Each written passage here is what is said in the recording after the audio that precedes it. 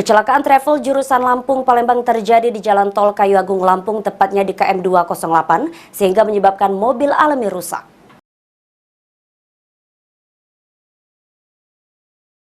Seperti inilah kondisi mobil travel jurusan Lampung Palembang yang alami kecelakaan di ruas Tol Kayu Agung Lampung, tepatnya di KM 208. Kejadian ini sendiri disebabkan karena jalan tol berlubang yang sedang diperbaiki. Saat mobil travel ini melintas akhirnya terbalik sehingga menyebabkan 4 ban mobil pecah. Beruntung dari kejadian ini tidak menimbulkan korban jiwa karena penumpang travel saat itu menggunakan sabuk pengaman. Indra Purwandi selaku sopir travel mengungkapkan jika kejadian ini harus jadi perhatian pemerintah karena selama ini Tol Kayu Agung Lampung sering kali alami kerusakan.